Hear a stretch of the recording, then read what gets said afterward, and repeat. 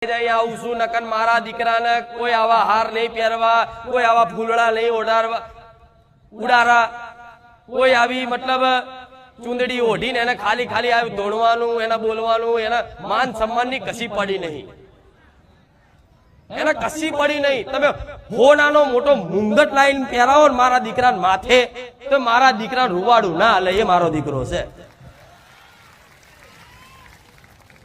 હોનાથી 24 caret હોનું વાત જ મળી જાય, એના બીજા હોના રસ રે આ શું ખોટું રે કો.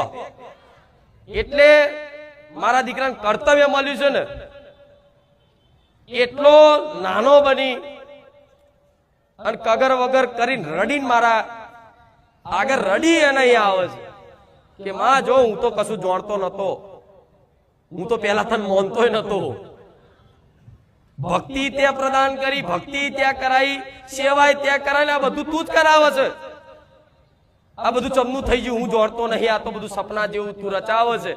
આ ગાદી તારી છે, બેહવાનું તારા છે, આ ભક્તોય તારા છે, મને કોઈ જોવા, મને કોઈ સાંભળવા આવતું નહીં. એમ કરી મારો દીકરો રોજ ઘેર પ્રાર્થના કરી અને આખો દંડવત થઈ અને કગરીને આવે કે લે માં આંખો બંધ કરીને હું હેડું છું, તું ચુંદડી ઓઢું એટલે તું મારા શરીરમાં પ્રવેશ કરી અને તારા જે બોલાડવું હોય એ બોલાડજે, તો મારા દીકરાની વાણીએ બિરાજમાન છું. આ શું ખોટું? મારા દીકરાની વાણીએ બિરાજમાન છું, છતાંય તમને એવી શંકા ના થાય કે આ વ્યક્તિ બોલે છે. થાય હે ખુખાર મેલડી નો અવાજ છે ગોળા, સપનામાં ગુંજે, ગુંજે કે નહીં ગુંજે, રાત દાડો ગુંજે. તો મારા દીકરાને મતલબ એ કશું એ જાણે છે, ખુદ જાણે છે. જાહેરમાં કુદાર કહેવાનું થાય તો એ બોલે કે મારાથી હુકો પાપડે ભાગ્યો નહીં. હા હા હું કહું છું, સત્ય કહું છું.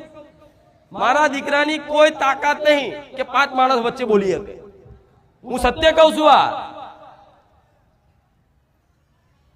એની કોઈ એવી તાકાત નહીં કે આ બધું રચના રચાઈ શકે, એની કોઈ એવી બુદ્ધિ નહીં કે આ બધું આયોજન વ્યવસ્થિત રીતે કરી દે. બધા તો એવું કહે છે કે બહુ હોશિયાર છે. મારો દીકરો મારી આગળ ડફોર જ રહે કે માડી હું તો જો બુદ્ધિ